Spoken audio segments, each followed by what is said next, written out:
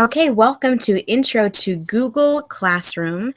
We are live. We hope to be on from 8 to 8:30, and I'm going to just go ahead and get started. My name is Alicia DeSeppola. Lauren Daigle is my colleague. We're both Millville Public School District's digital literacy and learning specialists, and she's going to be manning the live chat, and I'm going to be doing the webinar right now.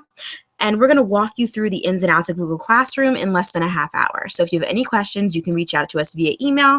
We love coming into your classrooms, meeting with you one-on-one, discussing project ideas and other learning opportunities specific for you and your student to enhance teaching and learning in your classroom utilizing technology. And we think G Suite is a great way to do that. So I'm just going to dive right in. If you're not familiar with getting logged on to your Millville Public Schools Google account, you're going to have to do that. So if you're on a district computer, you can actually just click on the desktop. There's a Google Classroom shortcut. Now I have a million things open right now because we're live streaming, but the Google Classroom shortcut looks like this. See this little guy in green up here, this little white guy with a yellow frame. That's the Google Classroom icon, and you'll see that in your desktop. It'll say Google Classroom. If you click on that, it should log you right on. If you're not familiar with your username, it's your first name dot last name at mps.millvillenj.gov, and your password is whatever you use to log on to the computer. So if it doesn't log you right on, that's what you're going for. Now, if you're not on a school computer, you can actually just open a new URL and go to classroom.google.com. And that will also bring you to Google Classroom. Now, if you have a Gmail account, it might say like, you can't get on, you don't have access. Always look up here in the upper right-hand corner because you want to make sure it has your school account. You have to be in our domain. If it says your personal account, just click on it and then switch it to your correct account, which is the @mps.millvillenj.gov account. The other way to get onto Google Classroom is when you're on Google, you can see the apps launcher. Sometimes we call it the waffle up here in the upper right-hand corner. If you click there and you go to more, you'll be able to find Google Classroom there as well. I already have my classroom open. So in this case, I'm already logged on and I have some classrooms going. Now, teachers can both create classrooms and join classrooms. So a great example is like if you're in some kind of PD group or a reading group, you may actually join a classroom and not be the teacher of that room. But in this case, we're going to teach you the teacher's side of Google Classroom. So once you actually log on for the first time, it's going to ask you whether you're a teacher or a student. You just click that teacher button and then it'll walk you through the rest. Now, when you're ready to create or join a class, in the upper right-hand corner, you see this plus sign here? I can click right there and I can either create a class or join a class. Now, when students are logged on to Google Classroom, they can only join a class. They'll click join class and they'll type in their custom class code. Now, we're going to get to this later, but the class code gets typed in one time. So as a teacher, I can click the plus sign and click create class. I'm actually going to do that. I'm going to start from scratch and create a brand new class. So this stuff isn't super important, but the only thing I will tell you is, see how I have a bunch of classes here? This is what it looks like for students too. So this is my view as the teacher, but students see the same thing, but they see the classes they're enrolled in. So for example, if you call your class period 1, but maybe you're on like different semesters, they're going to have a different period 1 second semester. So it's really good to be specific here. So I'm going to actually call this technology. I actually like to, well, first I should learn how to spell. I like to throw my name in there too. You can also add like the year. Sometimes that's helpful because if you're using this for a while, maybe you want to access a class you taught 2 years ago, but you haven't taught since then. Once you archive your classes, it's really great to be able to go back and look at your materials there too. So I'm going to go ahead and click the create button, and now it's creating a class for me. Now it usually just pulls a picture based on what I called my class. So I called it technology. So it pulled this. I guess these are like robots. That is technology. I can actually change this picture though, or the colors on my classroom. So over here on the right, do you see where it says select theme or upload photo? If I click on select theme, I can actually look at Google's gallery and like choose something that I think is appropriate for my class. Or I can go to patterns and just choose a basic color pattern. I can actually also upload my own photo. So I can go to upload photo, and if I have a photo saved, maybe there's a picture of my class or something, I could just upload a custom photo here too. The themes, when I change the theme, these colors change too. Let me change that so you can see that. So I'll change it to this one. and you'll notice the entire theme changes. Okay, so there's 3 tabs that we're going to look at tonight: About, Students, and Stream. I'm going to start all the way over to the right with the About tab. Let's click on the About tab. Now this tab, I always tell people this is where you should throw like any kind of static information that you want kids to access frequently. So for example, like if you put your syllabus up here, if you put it on the stream, which is the most, I don't want to say the most important part, but it's the most active part of Google Classroom, it's going to work like a Facebook or other social networking site. So all the newest stuff goes to the top. So if you add your syllabus at the very beginning of the year, it's going to be way at the bottom. So then when it's finals time and kids are scrambling and want to see what percentages things are worth in the class, they're going to have to dig for it. Whereas with the About page, this is a great place to put like static information you want them to access frequently. So I call it, Google calls it class materials. So down here at the bottom, do you see where it says add class materials? To add a class material, we simply click there. Now we can give it a title. Now these symbols we're going to see a lot, these 4 symbols. So let's walk through them now. This first one, this little paper clip, that's an attachment. So if I click on that little paper clip, maybe you have a Word document or a PDF on your computer. You can either drag them and drop them right here, or I can click this button, select files from your computer, and then I can just browse my own computer and select them. This is the one I use the most. This is a Google Drive icon. If we click there, this will link us directly to our Google Drive. So I try to keep my drive pretty organized. You can see I have all my different folders here. So I could open a folder and choose something I want them to see. Now I've added it there. This little icon here, this is the YouTube. If I click on that, I can actually search YouTube. And when I find a video that I think is appropriate, I could click on it and add it. Or I actually could have given a direct URL. So for example, we're live streaming right now, and this is our URL that we're live streaming from. So I could just copy this YouTube URL right here. And when I click this little YouTube button, don't want to hear my voice. I click on URL and I can just paste the URL right here. And now I can add that video, and now that's part of it too. So I can post that to my Google Classroom. Now there's not a limit on class materials, so you can add as many under one title as you want, or 1 under each title. That's up to you. And the last icon is, it looks like a little chain link. That's for a link. And that's just if you wanted to like copy and paste a website. So let's say I wanted to copy and paste this website. I could paste it right here. And there's my link. And I can post that if I want. So that's how we add class materials. Now there's sometimes we might be co-teaching with other teachers, or maybe we want to invite our principal or our supervisor to see what we're doing on Google Classroom, or maybe we just want to like show other teachers how we're using it and why they should use it too. You can invite other teachers to your class. You can actually have up to 20 teachers. To invite another teacher, you just click on this invite teachers box,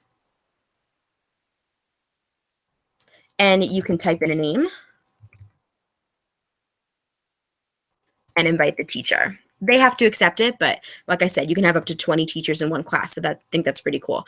Let's say this teacher, she leaves the district. I don't want her to have access to it anymore. These little stacked dots, I can just remove her from my class. And now she's gone. The next thing I want to talk about is important, but it's actually not part of Google Classroom technically, but I think it's super important. So right here, we're still under the About tab. This is my Google Drive folder. See, Technology Disciple Period 2. I want to take you guys to my drive. Now, this isn't part of Google Classroom, but knowing Google Drive is really important for knowing Google Classroom because they're all linked. And Google Classroom really nicely is organized in your Google Drive, and you don't have to do any work. So here's my drive right here. Here's all my folders. See this Classroom folder right here? That is automatically set up the minute I join Google Classroom. So if I click on that, these are all of the classes that I've ever created, I've ever had. So I can find my technology class. Here it is right here. This is the class I just created. So I didn't come here and create this folder. This is created for me. If I click on that, there's nothing in here now. But as I add assignments and other things, this folder is going to populate with all that information. So let me give you an example. like here's a class I use frequently. Here's different assignments that we've done so far. I can click on a folder and I can see all the kids' assignments right here. So it's organized for me. I don't even have to log on to Google Classroom. It's very helpful to know Google Drive when you're working with Google Classroom, just in terms of organization. But you actually never have to log into it. Like you'll be able to see the assignments here, which I'll show you in a few minutes. But it's just nice to know that it's being organized somewhere. So it's up in the cloud. Let's travel over to the next tab, the Center tab. This is the Students tab. This is super important because obviously we need students, right? Remember how I told you about that code the kids type in just one time and they're automatically in the class? Here it is right here. So this code is JL75TXR. Now, sometimes if I see like the number 0 or the letter O or the letter L, then the number 1, I switch them just because sometimes it's confusing for kids. Like what I'll do is I'll write the code on the board and I'll tell them like join my class. And then when they log on, they know to click that plus sign and type in the code. But you can change this code at any time. So you can just click, see this little arrow pointing down? If I click there, I can reset the code. So now it's a brand new code. Also, let's say I have 20 kids in my class and all 20 join the class. I can click here and I can disable. Now no one else can get into my class. Okay, another way to add kids to your class, the code is definitely the easiest, but another way to add them is you can invite them individually. So I can click this invite students button and now I can find a student. I can invite them. I just typed that student's last name. So here's another student. So when I type a student's last name, everybody with that last name appears. So I noticed that this is the teacher because it says first name dot last name. These guys, I can see numbers. That's their lunch number. I can tell if they're students. So I'm going to invite this one because she's a teacher. Right. So just like with teachers, you can remove students too. Let's say the student moves. I could click these little stacked dots, or I'm sorry, check them off with this checkbox right here by clicking on them and go to actions and remove the student from the class. Remove. So now they're gone from my class. Now these students have never been in my class before because this is a brand new class. I'm going to actually go to another class we have going just because I want to show you how to manage students even further. So here's some more students. All right, so these guys are already in my class, and now there's some really cool things we can do with managing. So one thing you can do is see over here to the left under class code, I have it set so that students can post and comment. Maybe you like to start where only the teacher can post or comment, just because sometimes if you're in a class and you have it open, you'll usually get a lot of like, hey, what's up? Hey, hey, hey, hey, hey, at the like elementary, middle school level. You know your students better than anyone, so sometimes people start here, then they work their way up. It's up to you wherever you want to be. So you can set it so that everybody can post and comment, or only you can. That's up to you. Let's say that I'm working in a class and I see there's one student really just commenting on everything. They're posting pictures of SpongeBob, like they're really not adding anything to the learning. So maybe I want to mute them. I can check them off, and then under actions, I can mute the student. So I can say, you know what, Amanda? Muted. She can still turn in work. She can still see everything. She can still participate in the class activities. She just can't distract everybody else digitally like she was doing before. Now, maybe she matures a lot in the last 20 seconds and I want to unmute her. I can, of course, go there and I can unmute her. So nothing's permanent. Let's say this student moves to another school district. I can click on these stacked dots and I lied again. I can just check the checkbox next to her name and I can remove her from the class if she moves to another school district or something like that. All right, so that's how we manage students, how we add students. From here, you can also email students. So I'm going to go back to these stacked dots. If I click on them, I can email the student. It's going to use your Gmail account to email the students. I have a better way for contacting students directly, so I'm going to show you that one. But if you like to use Gmail, you certainly can. I just want you to know that's what it means when it says email student.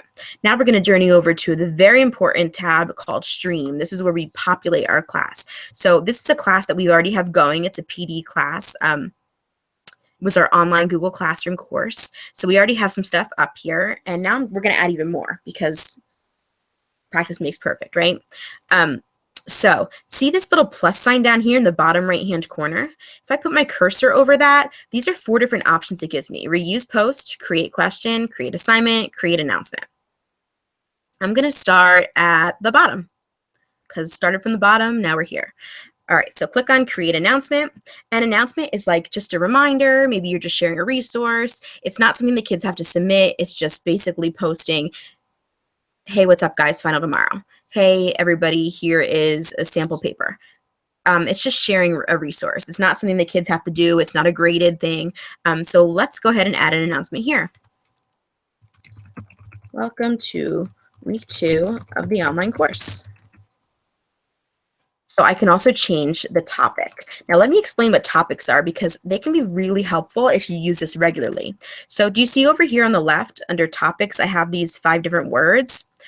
Everything I add to my Google Classroom, I tag with a word. So I don't have to just use these 5. I can create a new topic or choose no topic. No topic, it's no big deal. It's not the end of the world.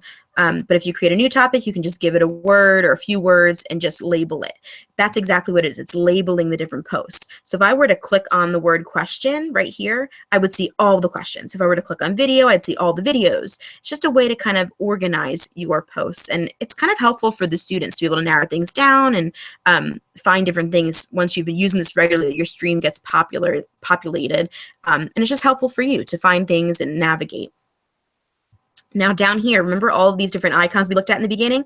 This one is the paperclip. That is an attachment. You can add an attachment from your computer. This is Google Drive. It links directly to your Google Drive. Here's YouTube, and here is a link. So over here, notice this little saved, that it's automatically saved. Google's wonderful. You rarely have to save anything. It's just auto-saved for you. And if you're someone like me whose computer always freezes, that's super helpful. This is a trash can. Don't click it unless you want to delete something. Now over here, this word post, if you click on it, it's going to post directly to your stream. I like to use this arrow a lot because I like to actually schedule my posts. So for example, maybe like Sunday nights, I like to just sit down, watch Real Housewives, and just throw some things up on my Google Classroom streams. So I could go ahead and click schedule, and I could say, you know what, I'm going to schedule this for tomorrow so the students think I'm working at 1 a.m. And if I click schedule, it's going to post it at 1 a.m. So now it's scheduled. Up here at the top, do you see where it says saved post? The kids can't see this. But if I click on that, it gives me all of my saved or scheduled posts. So now I can see it right here. I can edit it further if I wanted to. But this is everything that's coming up. Again, the students cannot see this.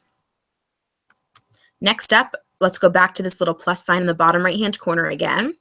Let's go to create assignment. This is really important and really wonderful. So I'm in another class. I'm going to go to another class to show you assignments because I'm going to show you what it looks like when you have a lot of kids in your class. So here is one of my classes that has actual assignments. And I'm going to show you what it looks like. So here is an assignment that students have been working on. Let me find one for you. Okay, here's an assignment they've been working on. I can see 2 are done, 15 are not done. So this is the title. I can just go ahead and click on the title.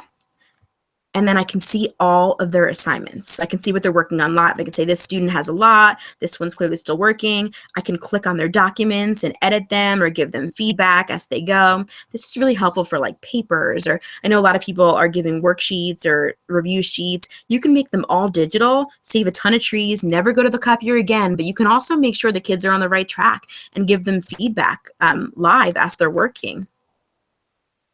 Other class. So now I actually want to create an assignment with you. So what I did on that classroom, I gave each student a copy. It's kind of like if I were to go to the copy machine and make a photocopy and hand it out, that's exactly what it is. So I'm going to go to that plus sign again and create an assignment. And let's call this review unit 1. I can give instructions here. I can adjust the due date. Oh, notice how there's a time on due date too. This is pretty cool. You know exactly when they turn it in. Dog can't eat their homework. It is what it is. And again, here's topic. Remember, that's to organize. I'll create a new topic here. Let's call it assignment. Here are my 4 different icons again. Now, if you want to do what I did with that other class and make a copy for each student, you have to go to this icon. This is a Google Drive. So I actually already created an assignment for them in Google Drive. And it's right here. It's called Spring Break Plans. So I clicked on that and I add it. Now, once I added it, do you see right here it says students can view file? If I have that option selected, all the kids can actually see the file, but there's two other options. So if I click on this one, students can edit file. That means every single student can edit this file. And if I click on this one, it makes a copy for each student. That means the only people who can see each copy are just me and the students. So when I'm ready to assign it, I click assign. Now it's going to show up on the stream. There it is right there. I can see 0 done, 5 not done. I can click on the assignment, and here's where I'll be able to see all of their assignments. So no one's working on it right now, but once they get started, I'll be able to click on their document, and I'll be able to see what they're doing live. So this is a Google Doc. If you're not familiar with Google Drive, it's really important that you have a good understanding of that. But in a Google Doc, we can give feedback, we can comment on things, we can give suggestions, we can do edits. It's just very helpful, especially to give feedback on here. The kids love that. So I'm going to go back to this classroom. Here's my little arrow here that will take me back to the stream. So let's add a few more things and then we'll wrap up. So back to this plus sign again. The other thing we can do is create questions. So I'm going to click on that. I can do a multiple choice question, or I can do a short answer question. So to change my type of question, do you see right here it says short answer? I can make a multiple choice too. If it's short answer, you have this little option. Do you want students to be able to reply to each other or not? If they can't reply to each other, that means that they can't see each other's answers. But if they can, it's going to be like a thread where they comment on each other's responses. I'm going to choose multiple choice. Here's my question.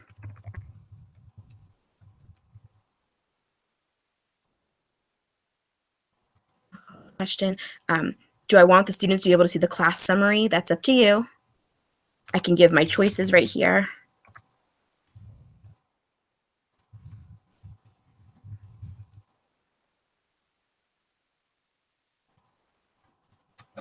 And now I can add things again if I wanted to. I can give it a due date if I want. I'm just going to go ahead and ask it. So it's going to appear right on my stream. So there it is right here. Now, the last thing we can do, we can reuse a post. I'm going back to my plus sign. We can reuse a post. This is really great if you have a class that maybe you had them semester 1 and you just want to like repeat everything you've done. I can just go back to the class. So like, let's say like this was a great assignment that we did. I can click on that and reuse it. And I can just reuse, like I must have tagged this video on a class. I'm just reusing this exact thing. This is really helpful when, I mean, you guys are very busy. You know better than anyone. This is a really great time saver. Also, I wanted to mention, do you see up here where it says for Intro to Google Classroom and all students? I can actually click on this and I can select multiple classes. So if multiple classes get the same thing, you can actually just post them from the same place, which is, again, super helpful. I'm not going to do that. Let's look at one more thing on the stream. This plus sign here, we're going to look at announcement again. Because remember how we talked about email is linked with Gmail and not everyone uses it. It's totally up to you, whatever you prefer. You can message students directly on here. And only teachers can do this individually. So do you see where it says all students? I can click there and I can uncheck all students and then select the individual student I want to message. Please turn in your final. I'm going to post it. Alicia Discepla to one student. Only this one student can see it, but it's going to appear on my stream for me. So I'm still able to see who I've been in communication with.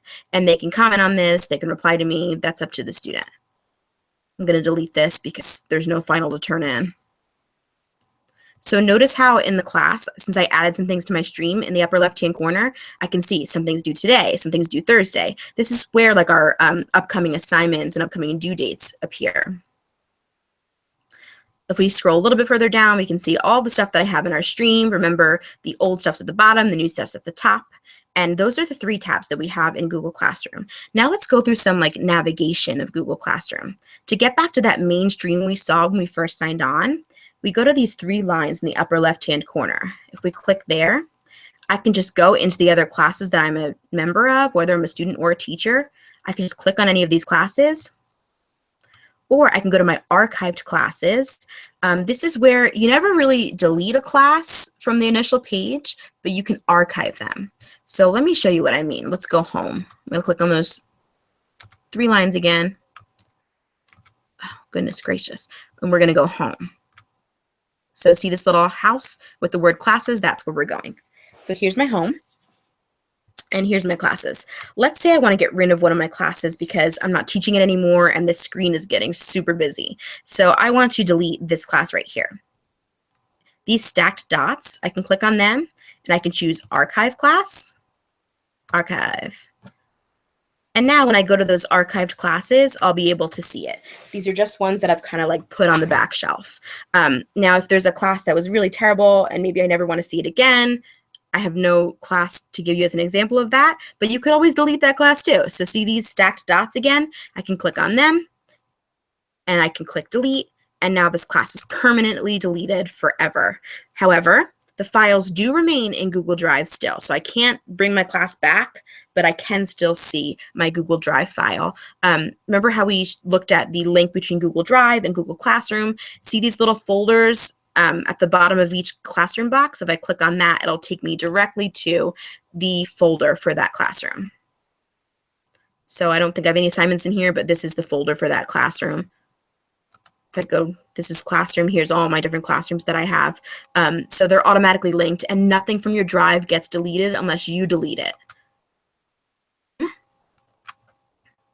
Here's classes. So here are my current classes. Another thing I like to use is calendar. If I click on those little 3 lines again and choose calendar, I can see what's coming up.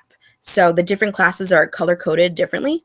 I can click on these actual things. I can click on this question and see where we are, who's done it, who hasn't done it. I can give grades. This person gets 100. This person gets 100. This person gets a 50. I better undo that. She'll probably get upset about that. But I can see 1 is done, 4 are not done. I can give grades. This little arrow up here, I can go back. I can go back to my calendar, and I know I need to click on these different things, and I can go through the weeks and see what's coming up in my calendar. Up here in the upper left-hand corner, I can go to specific classes. It's up to how you'd like to navigate. As the teacher, you can also go to work. Do you see this little clipboard with work? This is going to be a list of all the things that I have to review, and here's, if I click on this tab, it'll be all the things that I've already reviewed. So here's everything I have to review, and here's everything that I've already reviewed. So that is a quick overview of Google Classroom. We've pretty much covered every single detail of Google Classroom. Now it's just a matter of thinking of what you want to do with it. So if you check your email, and you've seen EdTech Tuesday the last couple weeks, Lauren Daigle and I created this online course. It's a self-paced course. Just wanted to give you a brief review of it.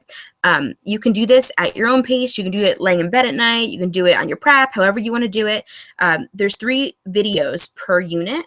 So if I click on this link, it'll take me to a video. Here's the duration. You'll see none of them are more than, this is the longest video, and I think at 6 minutes, that's the longest video.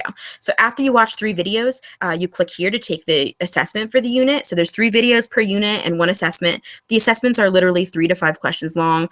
Altogether, the unit takes like, I don't know, 12 minutes max. So once you get through all 3 and you submit all your assessments, we send you a PD certificate. And as you can see, we've detailed what each video is about. So if you're looking for something specific, if you already use Google Classroom, you just need a little bit of help on maybe something like assignments, you could just come to this video and click here and then watch the assignments video. Also, on this document that we sent out, we have this really cool spreadsheet, and these are videos of educators in our school district talking about how they use Google Classroom, and it's so helpful. They're all different grade levels, all different subject areas, but it's really helpful to see how other people are using it with students in the classroom and how it's really helped keep them organized and also, like we said before, just create additional learning opportunities and just enhance teaching and learning in the 21st century. As always, if you need any help, please feel free to email Alicia DeSepala or Lauren Daigle. We'd love to help you with G Suite or any of your EdTech needs. Thank you so much for tuning in. I really appreciate it. And if you have any questions, again, shoot me an email. And thanks again.